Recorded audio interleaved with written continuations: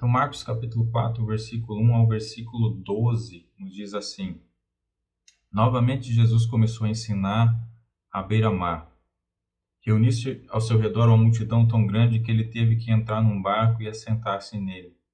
O barco estava no mar, enquanto todo o povo ficava na beira da praia. Ele lhes ensinava muitas coisas por parábolas, dizendo em seu ensino: Ouçam, o semeador saiu a semear. Enquanto lançava a semente, parte dela caiu à beira do caminho, e as aves vieram e a comeram. Parte dela caiu em terreno pedregoso, onde não havia muita terra, e logo brotou, porque a terra não era profunda. Mas quando saiu o sol, as plantas se queimaram e secaram, porque não tinham raiz. Outra parte caiu entre espinhos que cresceram e sufocaram as plantas, de forma que ela não deu fruto. Outra ainda caiu em boa terra, germinou, cresceu e deu boa colheita, a 30, 60 e até 100 por um.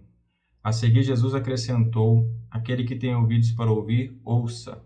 Quando ele ficou sozinho, os 12 e os outros que estavam ao seu redor lhe fizeram perguntas acerca das parábolas.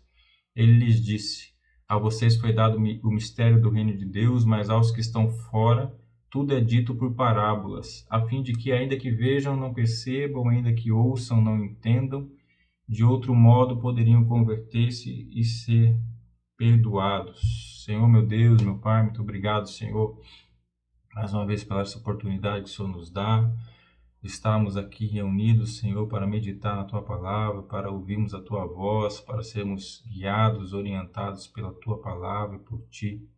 Nossa oração continua ainda sendo e sempre será a mesma, que é o desejo do nosso coração. Fala conosco, Senhor, de maneira tremenda e sobrenatural. Fala conosco, Senhor, que a gente possa realmente ouvir, Senhor, aquilo que será ministrado, como se ouvíssemos a Tua voz, a Tua palavra. Que isso venha nos restaurar, mas também nos transformar. Fala, Senhor, fala no nome de Jesus. Amém. Amém, irmãos? Como a gente está seguindo o Evangelho de Marcos, versículo a versículo, tema a tema, às vezes a gente se depara com alguns temas e dá a impressão que a gente não tem muito mais o que falar, talvez aquilo que a gente já pregou, principalmente quem é da Igreja Batista Mover, quem não é, quem está nos vendo agora pelas redes sociais, ou agora ao vivo, ou depois o vídeo gravado, talvez não tenha ouvido, mas alguns textos a gente já falou, já tratou, ou textos como esses são muito conhecidos também. E aí, quando a gente se depara, né, vai elaborar a pregação, a gente fica imaginando e ora a Deus pedindo que Ele fale, porque a gente já olha para um texto como se a gente já tivesse todo, né, o conhecimento, e a gente se ilude nisso, né, de achar que já esgotou aquilo que a palavra tem a dizer e ela é inesgotável. Mas quando a gente olha para a pregação do Evangelho, a pregação do Evangelho nada mais é que um ato de comunicação.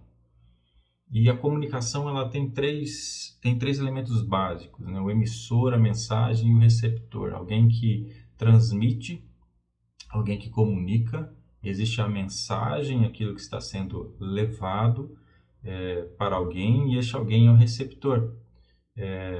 E para se levar essa mensagem, existem canais em que essas mensagens são levados.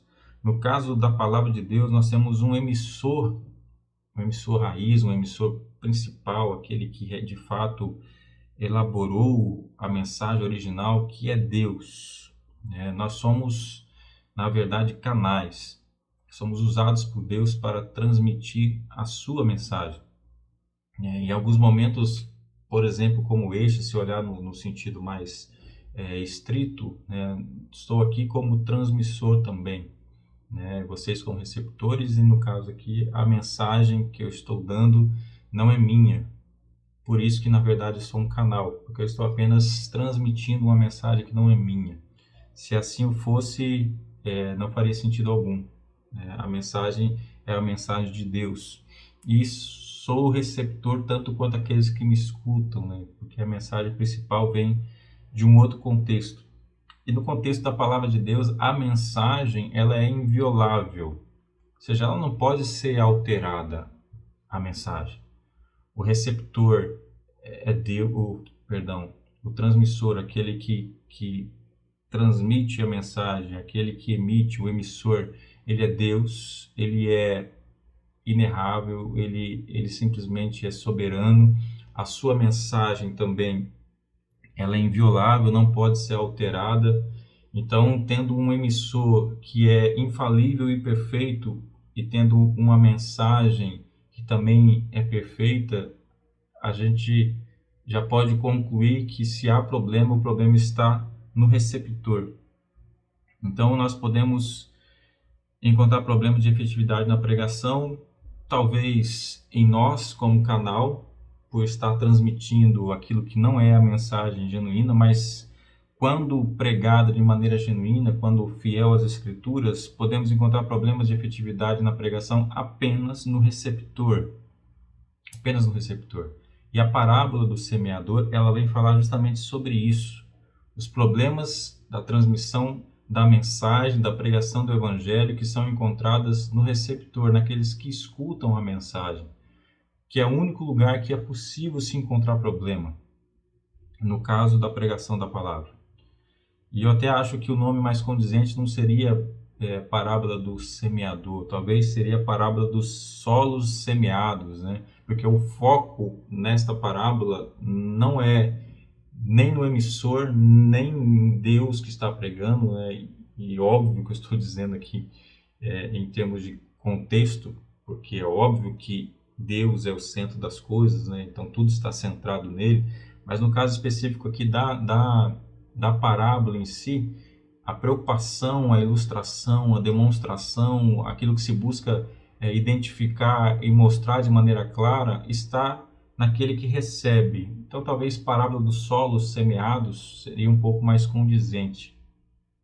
Mas como vamos ver a parábola em si, o próprio Jesus explica o porquê de cada comparação. O próprio Jesus vai dizer, e a gente vai ver daqui a pouco sobre isso, mas existem alguns detalhes antes da explicação de Jesus que eu acredito que merecem um pouco de atenção da nossa parte.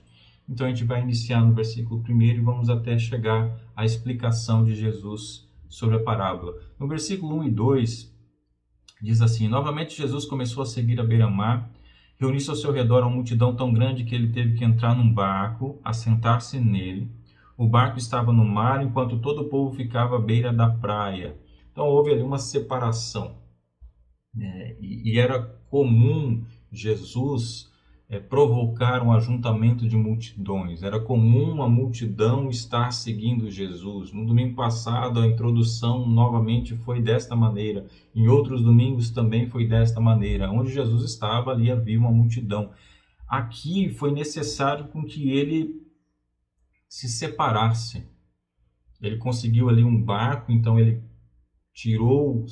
se assentou no barco, o barco se afastou um pouco no mar, enquanto as pessoas estavam na areia, para que ele pudesse falar àquelas pessoas, falar àquela multidão. Mas não era a primeira vez que a multidão o cercava. Em outras situações, ele pregou ali para a multidão. O Sermão do Monte, por exemplo, ele estava no monte, a multidão estava ali no campo, se assentaram.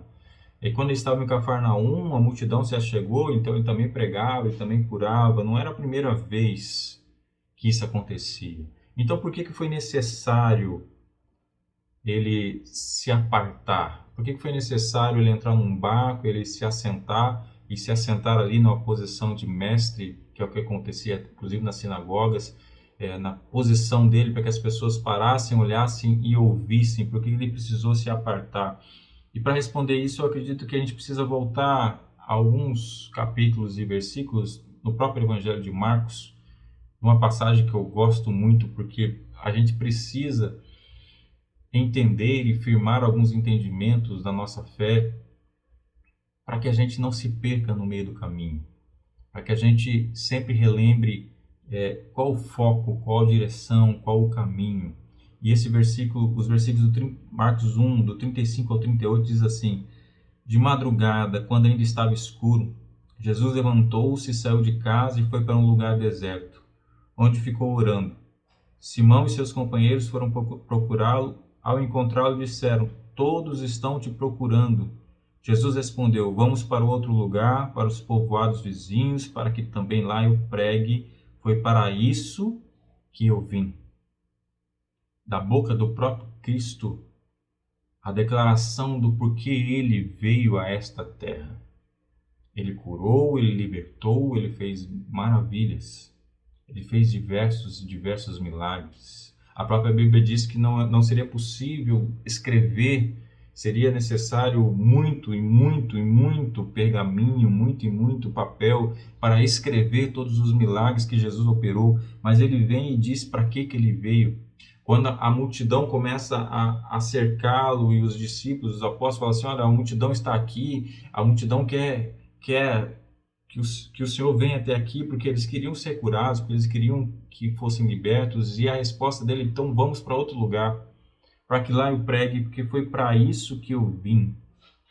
E ali naquele momento Jesus teve que se retirar, Jesus teve que se colocar num barco, Jesus teve que se apartar da multidão para que ele conseguisse cumprir aquilo que ele veio fazer, para que ele conseguisse pregar. Porque provavelmente as pessoas que estavam ali, aquela multidão, estava ali com os enfermos, estava ali com os endemoniados, estava ali querendo tocar Jesus, estava ali querendo receber algo da parte de Jesus, e Jesus simplesmente queria pregar. E ele, percebendo que os receptores da mensagem tinham outras intenções, que não era ouvir a mensagem, ele, como emissor principal, ele como dono da mensagem, ele deu um jeito para que a mensagem fosse o único foco. Ele se separou para que ninguém se achegasse a ele, que ninguém o tocasse, que ninguém lhe apresentasse um enfermo, que ninguém lhe apresentasse um endemoniado, para que o foco fosse apenas a mensagem. E depois que ele conseguiu fazer isso, ele vai e conta uma parábola e conversa com aquelas pessoas justamente sobre esse assunto. Ele começa a falar justamente sobre isso. E antes de explicar a parábola, ele começa a conversar com algumas pessoas que tiveram um pouco mais de interesse e de entendimento na sua palavra. No versículo 10, por exemplo, diz assim: quando ele ficou sozinho, os 12 e os outros que estavam ao seu redor lhe fizeram perguntas acerca das parábolas. Depois que ele contou a parábola, muitos saíram dali. Porque depois que ele contou a parábola que a gente leu lá do versículo 3 até o versículo 9, vem no versículo 10 e diz assim: quando ele ficou sozinho, o que dá a entender que a multidão se dispersou depois que ele pregou a parábola. Uma parábola que falava sobre sementes, sobre solo, sobre como cada solo recebia a semente, sobre se aquilo dava fruto ou não. E a maioria esmagadora foi embora. Alguns poucos, os 12 e mais alguns discípulos que ali estavam, depois que ele ficou sozinho, o procurou para fazer perguntas sobre a parábola. Eles demonstraram ali interesse em entender a mensagem. Sem saber, os 12 e alguns discípulos que estavam ao redor já estavam ali demonstrando e se posicionando como um tipo de solo que Jesus havia apresentado e que a gente vai ver a explicação do próprio Cristo daqui a pouco. Porque todos foram embora. Ao ouvir a ministração, ao ouvir a pregação, todos foram embora. Não tiveram interesse em saber mais, não tiveram interesse em tirar dúvida, não tiveram interesse em sugar um pouco mais de conhecimento, de entendimento, de ensinamento da parte de Cristo, deixando claro que a intenção deles ali era totalmente outra. Era apenas resolver o seu problema, é apenas que Jesus curasse, que Jesus libertasse, que Jesus fizesse e atendesse a sua necessidade. Como Jesus naquele momento queria apenas pregar e ali ele contou uma parábola, eles foram embora e pouquíssimos ficaram ali. Eu prego a palavra de Deus já há alguns anos e eu posso contar nos dedos quantas pessoas, após o culto, após a pregação, me procuraram para saber um pouco mais. Me procuraram para tirar uma dúvida. Me procuraram para dizer: eu entendi, mas eu preciso saber mais, ou eu não entendi, me explica melhor. Poucas pessoas fizeram isso. Como a gente geralmente brinca, eu também sou instrutor no trabalho, também já dei aula em pós-graduação, quando não há questionamento algum, quando ninguém diz nada, ou entenderam tudo, ou não entenderam nada. Ou entenderam tudo ao ponto de não terem questão nenhuma, não terem pergunta alguma, ou não entenderam nada ao ponto de não saberem nem elaborar uma pergunta. E nesse caso não é possível que numa pregação tudo seja solucionado. Por mais que o pregador possa se interessar, por mais que ele possa estudar, por mais que ele possa detalhar, por mais que ele se preocupe, e eu me preocupo. Porque se a mensagem não for entregue de uma maneira que as pessoas entendam, e aquilo possa trazer transformação, aquilo possa gerar uma crise no coração daquele que escuta, não faz sentido algum. Eu mesmo, se vou ouvir uma pregação, se aquela pregação que eu ouvi não mexer comigo ao ponto de me deixar em crise, de me fazer pensar ou repensar, de me transformar de alguma maneira, eu perdi meu tempo. Eu preciso de algo que me faça repensar, que faça mudar minha conduta, que me faça realmente olhar e compreender as coisas. E a palavra de Deus tem esse poder. E parece que as pessoas ouvem só aquilo que querem ouvir. E para eles é suficiente. Parece que você pode pregar por 1 hora e durante a pregação algumas frases de efeito, e essas frases de efeito são o suficiente para a maioria das pessoas. Elas só queriam ouvir aquela parte e elas fazem aquilo que fazem com a palavra, retiram aquilo do contexto, pegam aquela frase de efeito e é o gás necessário para que a semana possa ser cumprida com o seu trabalho, com suas obrigações. E as coisas não deveriam ser assim. No versículo 11 e 12 diz assim: ele lhes disse: a vocês foi dado o mistério do reino de Deus, mas aos que estão fora tudo é dito por parábolas, a fim de que ainda que vejam não percebam, ainda que ouçam não entendam, de outro modo poderiam converter-se e ser perdoados. A vocês que foram incomodados com a palavra e a buscam, a vocês foi dado o reino dos céus. Esse é o sinal que está sobre aqueles que foram realmente tocados pelo Espírito, fome e sede da palavra. Porque Deus se revela através da sua palavra. Aquele que foi tocado pelo Espírito Santo, aquele que tem um entendimento de Deus, aquele que compreendeu o quanto é pecador e o quanto Deus o ama, necessita conhecê-lo. E o conhecimento de Deus está na palavra. Então, o sinal daqueles que foram realmente tocados é a fome e a sede da palavra, de buscar entendimento, de buscar compreensão na palavra dele. É o interesse pela palavra de Deus. Não o interesse pelo milagre, não o interesse pela prosperidade, não o interesse daquilo que Deus pode dar, não o interesse para aquilo que arrepia, não o interesse daqueles sinais e maravilhas que acontecem em alguns lugares. Não é esse o interesse. O sinal é o interesse pela palavra. Pela palavra. Quando há interesse pela palavra, quando há sede e fome da palavra, ali há sinal daquele que realmente foi tocado pelo Espírito Santo. E a esses foi dado o mistério, a esse foi dado o reino dos céus. E os outros que têm outros interesses, que estão acima da palavra de Deus. Esse pequeno trecho que foi dito por Jesus está lá em Isaías 6, no versículo 9 e 10, que diz assim: ele disse: vá e diga a este povo. Diga de passagem, um pouco antes, Isaías 6, é quando Deus começa a falar com Isaías, e ele disse: a quem enviarei? E Isaías diz: envia-me a mim. E se voluntaria a pregar aquilo que Deus queria que ele pregasse. E quando Isaías diz assim: me envie, então Deus diz a ele: então vá. E diga a este povo: estejam sempre ouvindo, mas nunca entendam. Estejam sempre vendo e jamais percebam. Torne insensível o coração deste povo. Torne surdos os ouvidos dele e feche os seus olhos. Que eles não vejam com os olhos, não ouçam com os ouvidos e não entendam com o coração, para que não se convertam e sejam curados. É de lá que ele retira. E aí ele vem e diz assim: para essas pessoas não adianta.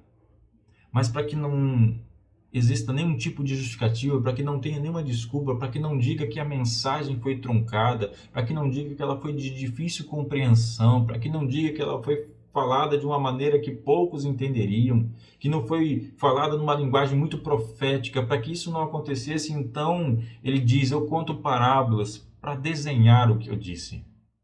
Eu conto parábolas para que ninguém alegue problema na mensagem. Eu conto parábolas para facilitar o entendimento. Por isso eu ilustro, por isso eu desenho, por isso eu demonstro. E mesmo assim, muitos não entenderão. E por que muitos não entenderão? Porque nem todos recebem a palavra da mesma maneira. Nem todos recebem da mesma maneira.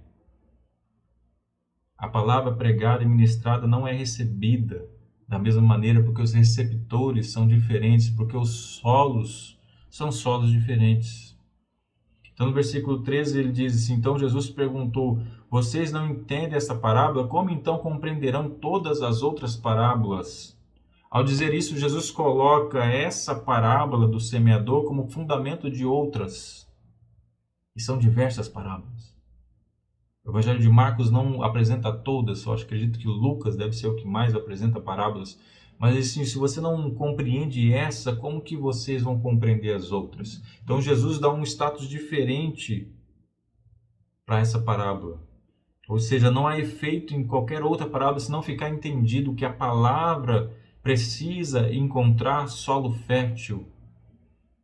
Nenhuma outra parábola vai surtir efeito se não compreender essa do semeador, que o solo precisa ser fértil. Porque senão ouvirão, mas não entenderão.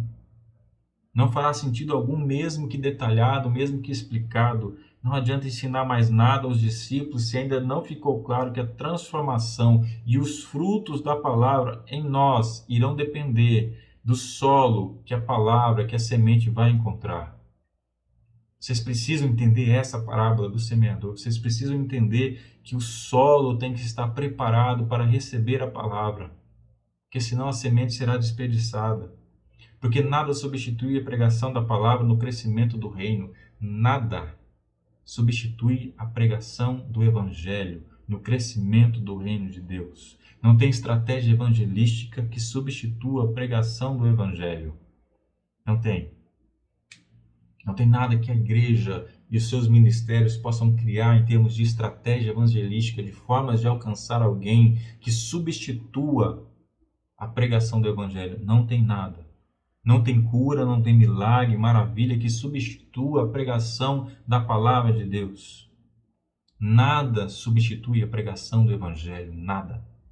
Nada. E foi por isso que Jesus entrou no barco e se apartou, para conseguir fazer o que ele veio fazer: pregar o evangelho. Ele queria pregar o evangelho. Porque nada que ele podia fazer ali, e todas as coisas que ele fez de cura, libertação, das maravilhas, foi para se revelar como Deus. Foi para ser inquestionável que ele é Deus. Mas o que ele veio fazer ao se apresentar como Deus foi pregar o evangelho, pregar a palavra. E quando a gente olha lá no Marcos capítulo 1, ele vem e diz: arrependam-se, pois está próximo o reino dos céus. A pregação é de arrependimento, a pregação é de confronto. Não há evangelho sem arrependimento. Não há boas notícias sem a apresentação da má notícia. Não há arrependimento sem confissão de pecado. É necessário confronto. E foi para isso que ele veio. E foi por isso que ele se apartou. Foi por isso que ele se separou da multidão. Porque ele não estava ali simplesmente para curar e libertar, mas estava ali para pregar. Então ele vai e começa a explicar a parábola. A parábola ele conta, e depois aos discípulos questionarem, ele fala todas essas coisas e começa a explicar a parábola. No versículo 4, eu vou trazer para vocês o versículo que traz a parábola pura e a explicação de Jesus. No versículo 4 diz: enquanto lançava a semente, parte dela caiu à beira do caminho, e as aves vieram e a comeram. Aí lá no versículo 15 é o próprio Jesus explicando: algumas pessoas são como a semente à beira do caminho, onde a palavra é semeada. Logo que a ouvem, Satanás vem e retira a palavra nelas semeada. Essas são as pessoas que não conseguem fazer nenhuma reflexão sobre a palavra. Nenhuma, porque a palavra não chega a penetrar no solo. A palavra não chega a penetrar na terra. Depois de ouvir uma pregação, por exemplo, voltam às suas coisas e logo esquecem aquilo que foi pregado. Ao sair de um culto, a primeira mensagem de WhatsApp já é suficiente para fazê-las esquecer a mensagem pregada. Não há adesão, não há nada, não há permanência alguma da pregação. Por mais que tenham ouvido, por mais que tenham achado interessante, mas aquilo não houve nenhum tipo de aderência. Logo foi levado embora. Logo, como diz a parábola, vem um pássaro e comeu a semente. Ou logo, como diz a explicação de Jesus, Satanás vem e retira a palavra que foi semeada ali. Então, no primeiro convite de Satanás para deixar a palavra de lado, esse convite é aceito, apesar de ouvir a palavra. Mas na primeira abordagem que Satanás faz, seja de qualquer maneira, seja num convite de adultério, seja num convite de bebedeira, seja em qualquer contexto que afaste essa pessoa da presença de Deus, ao primeiro convite, aquilo que foi pregado, a mensagem tem peso algum para ela, ela simplesmente se esquece, abandona. A semente sequer chega a entrar na terra. Na verdade, essas pessoas que são o solo à beira do caminho, para mim, elas receberam a mensagem por acaso. Por acaso porque elas não foram preparadas, elas não foram aradas. Não houve nenhum movimento da parte de Deus na vida delas. Elas estavam ali recebendo a semente simplesmente porque estavam no caminho. Porque ao lançar a semente para o local onde deveriam ser plantadas, algumas caíram naquela parte. Não era para eles, não era para o caminho, não era para essas pessoas estão nas mãos do inimigo. Essas pessoas não têm sensibilidade alguma sobre aquilo que é da parte de Deus. E eu tenho certeza que você também conhece pessoas assim, que não tem nenhuma sensibilidade quando se ouve a pregação, que tem aquilo como um absurdo, que tem aquilo como algo banal, que tem aquilo como algo que não faz sentido algum, porque simplesmente não faz diferença alguma, porque a semente sequer entra no seu coração, de tão endurecido que ele está. Aí no versículo 5 e 6, continuando a parábola, ele diz: parte dela caiu em terreno pedregoso, onde não havia muita terra, e logo brotou, porque a terra não era profunda, mas quando saiu o sol, as plantas se queimaram e secaram, porque não tinham raiz.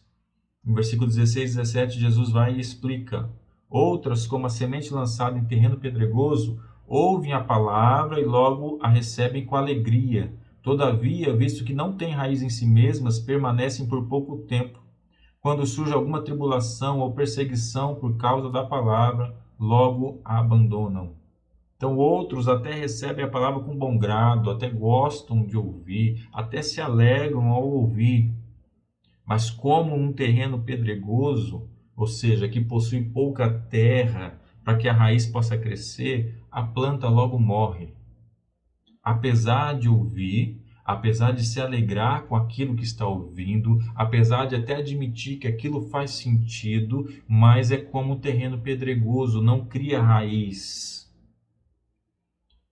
E é interessante porque quando se planta uma semente na terra, a gente só vai ter notícia se aquilo ali vingou ou não quando o ramo ou as folhas começam a emergir, começam a romper a superfície e aparecer. Mas o primeiro crescimento da semente não é esse. Primeiro a semente cresce para dentro. Primeiro cresce a raiz. E o crescimento da raiz é simplesmente questão de sobrevivência. Porque é a raiz que absorve água, é a raiz que absorve sais minerais, é a raiz que fixa a planta na terra, é a raiz que protege do vento, da água. Por isso a raiz é a primeira a crescer, para depois apenas começar a aparecer as outras partes. Para depois começar a aparecer caule, começar a aparecer folhas, frutos. Primeiro a raiz cresce. E essas pessoas que são comparadas a um solo pedregoso, ele não cria raiz em si. Essas pessoas gostam da palavra de Deus apenas na sua superfície. No seu terreno pedregoso, elas querem a palavra apenas de maneira superficial. Elas não criam raiz da palavra em si. Elas apenas gostam de ouvir, mas não querem ser transformadas. Elas não querem que aquilo transforme. Ela não quer que a palavra crie raiz dentro dela. Ela só quer que a plantinha saia. Ela só quer demonstrar espiritualidade. Ela só quer demonstrar cristianismo. Mas ela não quer que o cristianismo crie raiz dentro dela. Não encontra possibilidade no seu interior pedregoso. Na primeira pregação de negar-se a si mesmo é suficiente para acabar com o interesse dessa pessoa. Não há interesse. No primeiro teste, na primeira aprovação, é suficiente para abalar a sua fé, porque não há interesse em aprofundar relacionamento com Deus. Essa pessoa quer apenas ser superficial, apenas superficial. Lá em Hebreus, no capítulo 3, versículo 12, até o versículo 15 diz assim: cuidado, irmãos, para que nenhum de vocês tenha coração perverso e incrédulo que se afaste do Deus vivo. Pelo contrário, encorajem-se uns aos outros todos os dias, durante o tempo que se chama hoje, de modo que nenhum de vocês seja endurecido pelo engano do pecado, pois passamos a ser participantes de Cristo, desde que de fato nos apeguemos até o fim à confiança que tivemos no princípio. Por isso é que se diz: se hoje vocês ouvirem a sua voz, não endureçam o coração como na rebelião. Cuidado para não ter um coração perverso e duro. Cuidado para não endurecer o coração quando ouvir a voz de Deus. Cuidado para não se alegrar ao ouvir a mensagem, mas quando Deus resolver de fato falar contigo, você endurecer o seu coração porque você só quer superfície, porque você tem pouca terra, porque você tem mais pedra dentro de você do que qualquer coisa. Porque infelizmente muitos têm versículos na sua boca, mas o coração é de pedra, é endurecido. Muitos aprenderam o jargão evangélico, muitos aprenderam a falar evangeliquez, muitos aprenderam a falar em nome de Jesus, glória a Deus, mas é só na boca, mas o coração é endurecido. O próprio Jesus, lá em Mateus 15, 7 e 9, ao falar aos religiosos, ele diz: hipócritas, bem profetizou Isaías acerca de vocês, dizendo: este povo me honra com os lábios, mas o seu coração está longe de mim. Em vão me adoram, seus ensinamentos não passam de regras ensinadas por homens. O coração endurecido faz com que o terreno pedregoso apresente pouca terra. E muitas vezes é o que as pessoas querem. Porque elas têm um coração incrédulo e perverso. A mensagem é recebida com alegria, mas a semente não consegue criar raiz em um coração de pedra. A sua mente, a sua percepção até compreendem e aceitam de bom grado aquilo que está sendo dito, se alegram com aquilo que falou, mas não querem que aquilo adentre realmente na sua vida e as transforme. Outra parte caiu em espinhos que cresceram e sufocaram as plantas, de forma que não deu fruto. Versículo 7. No versículo 18 e 19, Jesus vai e explica: outras ainda, como a semente lançada entre espinhos, ouvem a palavra, mas quando chegam as preocupações desta vida, o engano das riquezas, os anseios por outras coisas, sufocam a palavra, tornando-a infrutífera.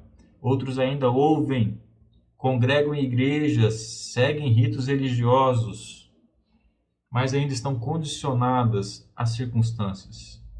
A palavra de Deus não dá fruto porque ela é sufocada. A semente até germina, até a planta chega a romper o solo, chega a demonstrar suas folhas, mas os espinhos não deixam a planta frutificar. Não frutifica.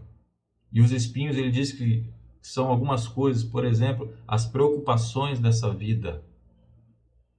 A fé da pessoa está colocada de uma maneira que está condicionada não ao Deus Todo-Poderoso, Criador dos céus e da terra, mas está condicionada às circunstâncias que estão ao seu redor. Essas pessoas não buscam em primeiro lugar o reino de Deus.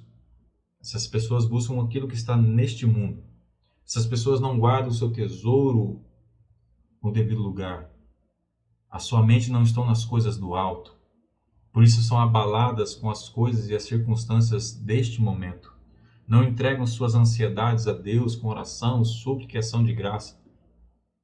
mas permanecem ansiosas porque são as circunstâncias que são determinantes. E essas circunstâncias são como os espinhos que sufocam a sua fé e matam a planta. Ou às vezes não a matam, mas a impede de dar frutos.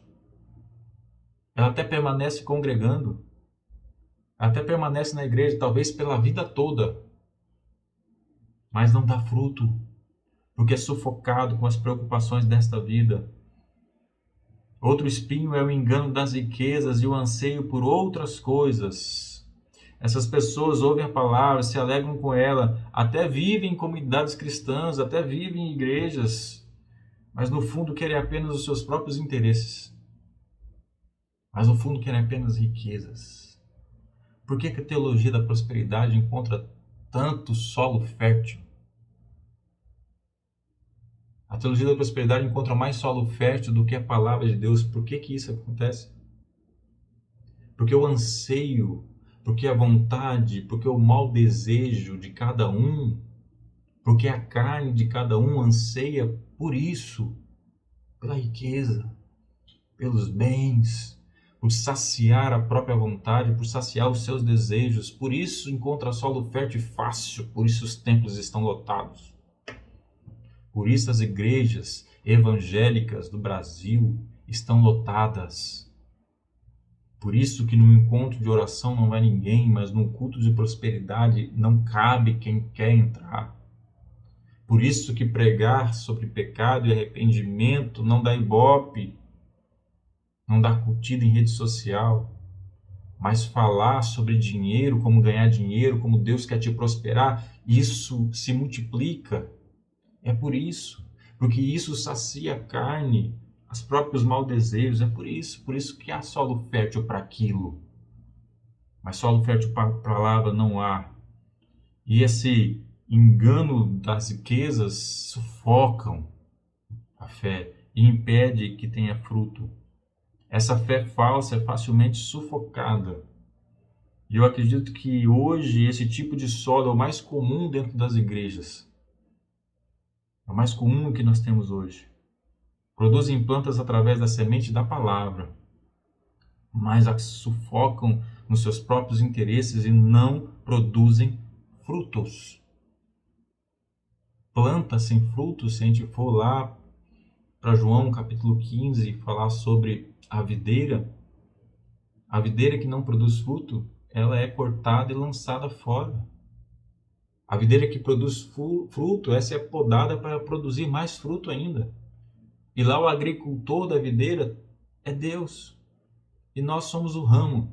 E a videira verdadeira é Cristo.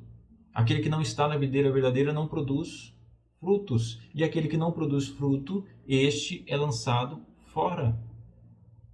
Pode ser planta, pode ser verde suas folhas, mas está em volta de espinhos que sufocam e não produzem frutos. Então no versículo 8 a parábola vai e diz sobre o último solo. Outro ainda caiu em boa terra, germinou, cresceu e deu boa colheita a 30, 60, até 100 por um.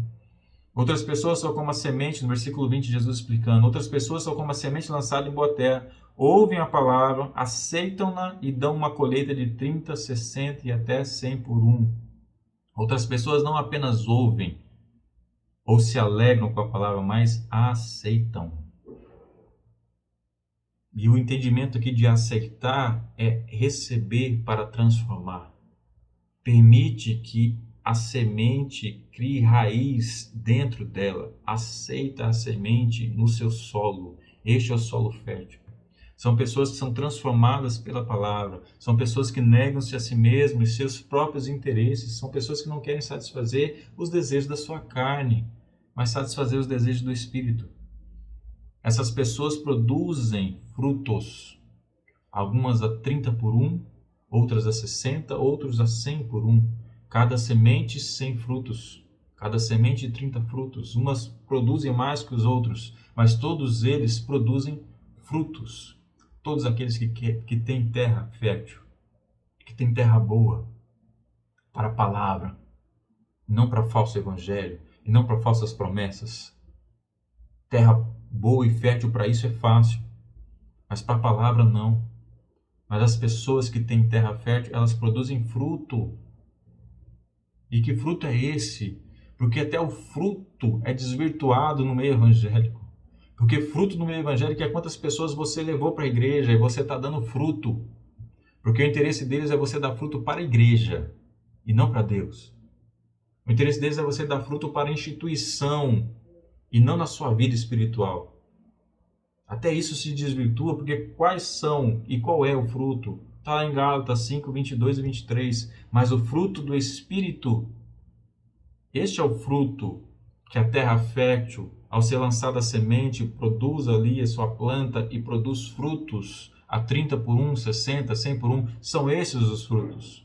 É amor, alegria, paz, paciência, amabilidade, bondade, fidelidade, mansidão e domínio próprio. São esses frutos. Quem dá fruto do Espírito, quem é terra boa e recebe a palavra traz esses frutos. A palavra de Deus transforma as pessoas para dar esses tipos de fruto. Só. Não é para multiplicar a igreja. Quem acrescenta a igreja, como está lá em Atos, é o Espírito Santo.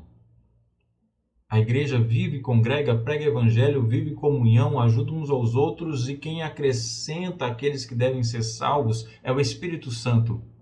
Não somos nós que damos esse fruto. O fruto que nós damos e nem é nosso é o fruto do Espírito Santo. Conforme a palavra, enquanto a terra fértil em nós, a raiz aprofunda e nos transforma. E ao nos transformar, já não somos mais os nossos frutos. Por isso que Paulo fala em Gálatas 2:20, já não vivo eu, mas Cristo vive em mim. Já não são meus frutos, mas são os frutos do Espírito. E porque Deus, Jesus, lançou sua semente e encontrou terra fértil em mim, agora eu vou produzir esses frutos. Agora as pessoas vão ver em mim amor. Agora as pessoas vão ver em mim alegria, vão ver paz, paciência, amabilidade, bondade, fidelidade, mansidão, domínio próprio. Agora é isso que as pessoas vão enxergar em mim. São esses frutos que vão marcar a transformação e vão revelar que eu sou terra fértil. Que eu estou produzindo a 100 por 1. E quem não dá esses frutos são pessoas que são como solos, que não estão preparados para receber a palavra de Deus. Ou ainda estão dominados por Satanás e por este mundo, não passando de pessoas que recebem a palavra por acaso, que são dominadas pelo seu próprio mau desejo, que ouvem a palavra simplesmente porque estão no caminho.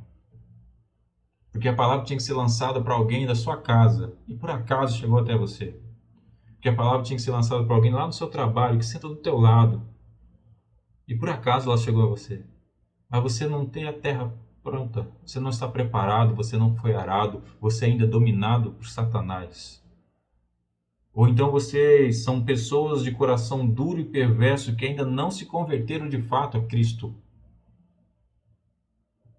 Essas aqui, essas primeiras que ainda são controladas e dominadas por Satanás, sua maioria fora do nosso contexto evangélico. Apesar de muitos estarem dentro do contexto evangélico, mas são exceção. Agora estes aqui, que ainda têm um coração duro e perverso, incrédulo, que ainda têm um coração de pedra, cujos espinhos sufocam, que ainda não são converteram de fato a Cristo, eu sou da opinião que são a maioria do meio evangélico.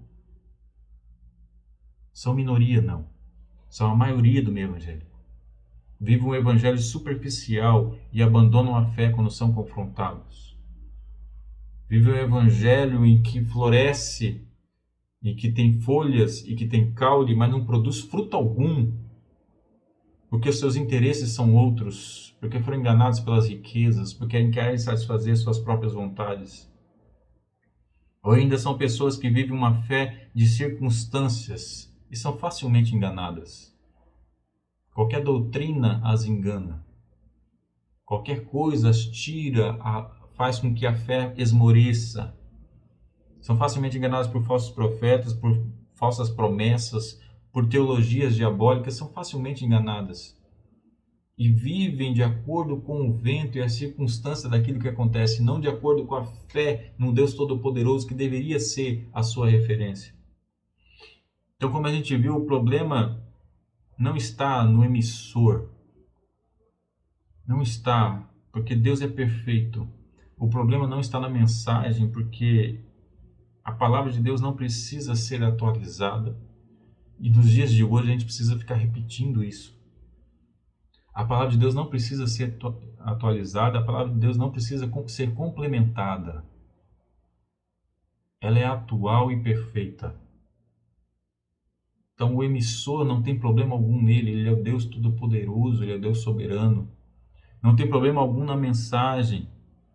Porque quando se pensa em atualizar, em acrescentar, em complementar, e então o que acontece é o que o pregador, que deveria ser apenas um canal, ele toma o lugar do emissor e faz com que a mensagem seja inútil. Se eu não pregar a vocês a mensagem que o emissor me deu, essa mensagem que eu estou dando a vocês é inútil. É inútil. Então o problema não está aí. Não está na mensagem, se pregada de maneira genuína, conforme as Escrituras. Não está no emissor. O problema está no receptor da mensagem. O problema somos nós. O problema não está no agricultor ou na semente. O problema está no solo. O agricultor, aquele que lança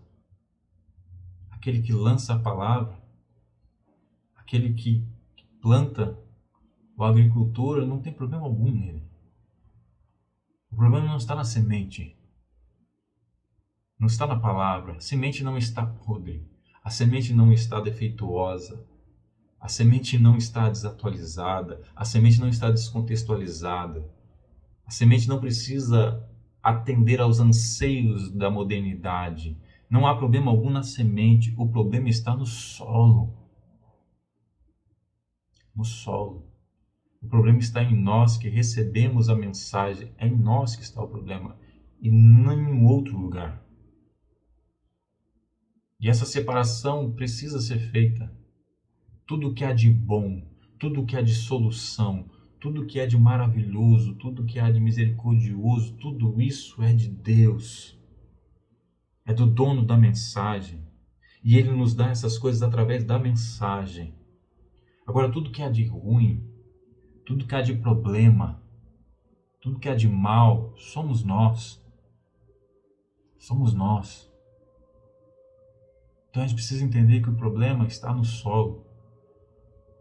E a reflexão que a gente faz hoje é muito simples. Naquilo que a gente ouviu hoje, que tipo de solo nós somos? Que tipo de solo nós queremos ser? Que tipo de planta nós queremos ser? Porque às vezes está suficiente para você ter caule e folhas e não dar fruto algum. Então não há necessidade de mudar teu solo. Agora, se você quer ser uma planta nas mãos do Senhor, que produz frutos transformadores, que as pessoas possam olhar para você e ter como referência o testemunho de que Deus de fato existe, porque te transformou e dá esses frutos a você, aí você precisa repensar que solo você é, que solo você deseja ser, para que você realmente seja solo fértil, você venha produzir frutos nas mãos do Senhor, que é o grande agricultor. Amém? Deus te abençoe. Vamos orar? Senhor, meu Deus, muito obrigado, Senhor, pela Tua palavra. Muito obrigado, Senhor, pela Tua misericórdia, Senhor. Muito obrigado, Senhor. Nós queremos ser terra fértil em Tuas mãos. Nós queremos, Senhor, que ao Senhor lançar a Tua palavra, que ao Senhor nos apresentar, Senhor, a Tua palavra genuína, seja qual for o canal, nós queremos a Tua mensagem. Nós queremos a mensagem do emissor principal. Nós queremos a mensagem da Tua palavra, do Evangelho, que ao lançar essa palavra em nós, essa palavra encontre terra fértil, Senhor. Que não seja algo temporário, que não seja algo levado embora em alguns instantes, que não seja algo a crescer sem raiz, que não seja algo, Senhor, a ser sufocado, Senhor, por espinhos, mas que seja algo, Senhor, que realmente venha, Senhor, a frutificar. Queremos dar frutos para Ti, Senhor. Queremos dar os Teus frutos, os frutos do Espírito Santo nas nossas vidas, Senhor. É o que nós te pedimos, nós te agradecemos, ó Pai, no nome de Jesus. Amém.